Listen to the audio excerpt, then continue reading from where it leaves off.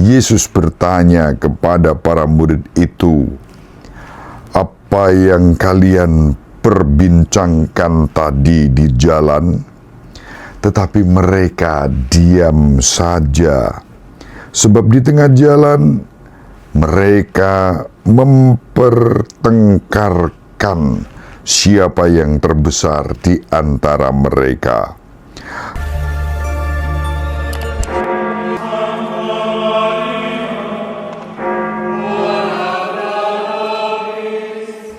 Dominus vobiscum.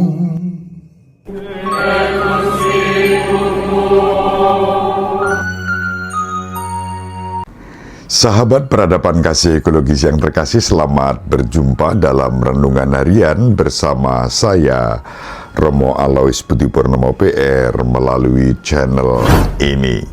Semoga panjenengan selalu sehat, tetap semangat tanpa sambat, dan selalu bahagia. Kebahagiaan yang bersumber dari Tuhan Allah kita. Mari kita awali perjumpaan kita dengan bersatu di dalam doa. Dalam nama Bapa dan Putera dan Roh Kudus. Amin. Allah Bapa yang Maha Pengasih dan Penyayang, Engkau telah mempercayakan kerajaan-Mu kepada Putra-Mu terkasih, Tuhan kami Yesus Kristus, yang menyatakan dirinya sebagai Sang Anak Manusia. Itu berarti bahwa kerajaan-Mu ditandai dengan pengorbanan, penyerahan diri, dan pelayanan kasih kerahiman sampai tuntas saat Yesus Kristus Putra-Mu menderita sengsara, wafat, dan bangkit untuk menegakkan kerajaan-Mu. Semoga kami semua rela menanggung setiap resiko dan konsekuensi dalam menghadirkan kerajaan-Mu di tengah-tengah kehidupan kami, melalui setiap pengorbanan dan pelayanan yang kami persembahkan kepada-Mu dalam karya pelayanan bagi sesama. Dimuliakanlah nama-Mu ya Bapa, Putra, dan Roh Kudus sepanjang segala masa. Amin. Dalam nama Bapa dan Putra dan Roh Kudus. Amin. Sahabat peradaban kasih ekologis yang terkasih, mari kita baca Injil pada hari ini. Hari ini kita membaca Injil Markus bab 9 ayat 30 sampai 37. Pada suatu hari Yesus dan murid-muridnya melintasi Galilea. Yesus tidak mau hal itu diketahui orang, sebab ia sedang mengajar murid-muridnya. Ia berkata kepada mereka, "Anak manusia akan diserahkan ke dalam tangan manusia, dan mereka akan membunuh Dia. Tetapi 3 hari setelah dibunuh, Ia akan bangkit." Mereka tidak mengerti perkataan itu, namun segan menanyakannya kepada Yesus. Kemudian Yesus dan murid-muridnya tiba di Kapernaum. Ketika sudah berada di rumah, Yesus bertanya kepada para murid itu, "Apa yang kalian perbincangkan tadi di jalan?" Tetapi mereka diam saja, sebab di tengah jalan mereka mempertengkarkan siapa yang terbesar di antara mereka. Lalu Yesus duduk dan memanggil ke-12 murid itu. Katanya kepada mereka, "Jika seorang ingin menjadi terdahulu, hendaklah ia menjadi yang terakhir dari semuanya dan menjadi pelayan semuanya." Yesus lalu mengambil seorang anak kecil ke tengah-tengah mereka. Kemudian ia memeluk anak itu dan berkata kepada mereka, Barang siapa menerima seorang anak seperti ini demi namaku, ia menerima aku. Dan barang siapa menerima aku, sebenarnya bukan aku yang mereka terima, melainkan Dia yang mengutus aku. Demikianlah sabda Tuhan. Terpujilah Kristus.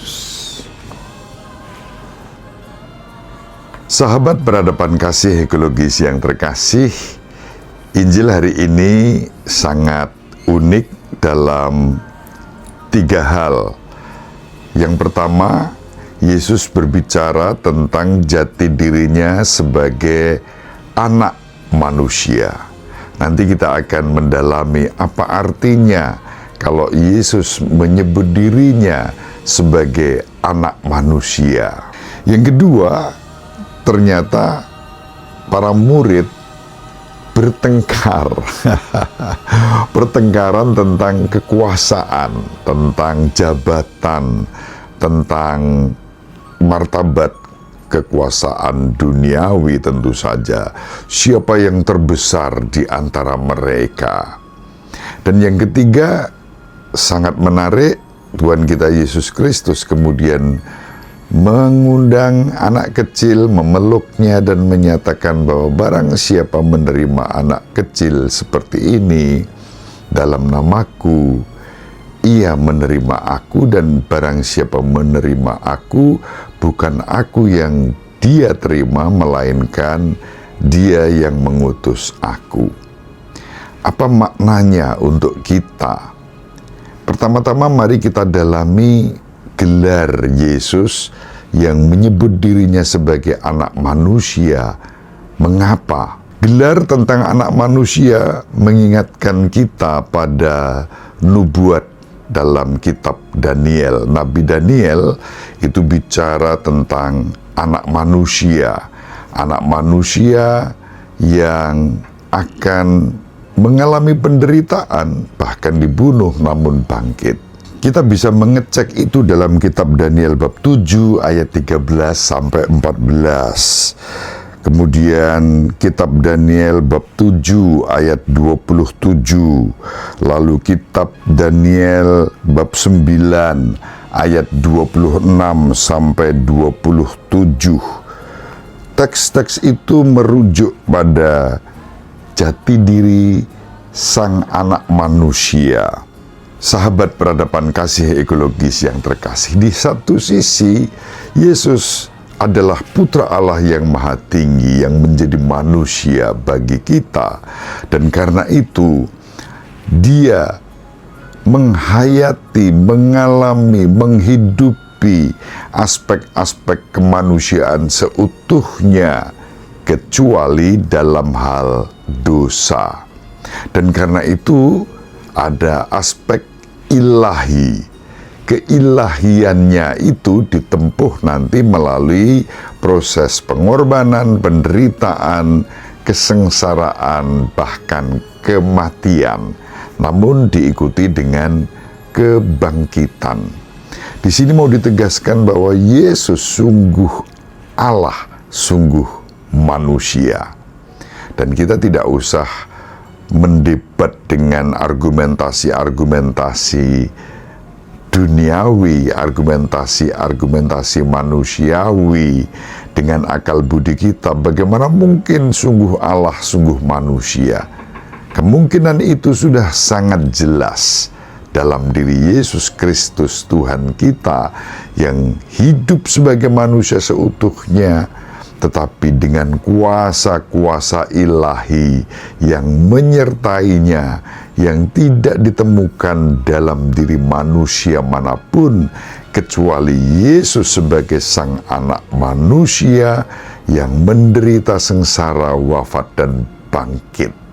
Dan itu menyempurnakan semua tanda, mujizat, dan keberkahan yang dihadirkan di dunia untuk menegakkan kerajaan Allah. Sahabat peradaban kasih ekologis yang terkasih, itulah sebabnya Yesus menegur para murid yang bicara, berbincang, berdiskusi, bahkan berdebat kusir siapa yang terbesar di antara mereka. Tidak ada gunanya, karena apa? Diskusi debat itu bertentangan dengan kehendak Kristus sendiri yang datang untuk melayani, bukan untuk mencari kebesaran-kebesaran dirinya sendiri, apalagi yang bersifat duniawi. Tidak berlaku bagi Yesus. Dan untuk itu kemudian diambillah contoh. Kita harus bersikap seperti anak kecil, anak yang mengandalkan segala sesuatunya bukan karena dirinya, tetapi ketergantungan pada orang lain, terutama gambaran tentang ketergantungan kita kepada Allah. Maka dibutuhkan yang namanya kerendahan hati, keterbukaan, dan penyerahan diri kepada Allah, agar kita layak dan pantas menjadi murid-murid Yesus yang sejati. Dan untuk itu, bukan pikiran-pikiran kita yang diutamakan, tetapi kehendak Bapa yang harus ditaati dalam kerendahan hati. Inilah makna dari Yesus yang menyebut dirinya sebagai anak manusia. Kita dipanggil untuk mengikutinya dalam kerendahan hati dengan jiwa sebagai anak-anak Bapa. Dengan cara itu kita akan dimampukan untuk memberikan pelayanan-pelayanan yang murni, yang sejati, yang tidak terjebak pada aspek-aspek politik duniawi yang kerap kali hanya ingin mengeruk kekayaan, keuntungan sebanyak-banyaknya, dan kemudian mengabaikan bahkan juga orang-orang yang sebetulnya membutuhkan perhatian dan pertolongan kita. Semoga bermanfaat. Ibu Maria dan Papa Yosef selalu mendoakan kita. Semoga panjenengan semua sahabat peradaban kasih ekologis yang terkasih bersama seluruh anggota keluarga dimanapun berada, dibimbing, dilindungi, dan diberkati oleh Allah yang Maha Kuasa, Bapa dan Putra dan Roh Kudus. Amin. Terima kasih, salam sehat, tetap semangat tanpa sambat, selalu bahagia, kebahagiaan yang bersumber dari Tuhan Allah kita. Salve, shalom, salam sejahtera, berkah dalam. Sahabat peradaban kasih yang terkasih, sampai jumpa pada episode berikutnya. Terima kasih atas kebersamaan kita. Salam peradaban kasih ekologis, berkah dalam.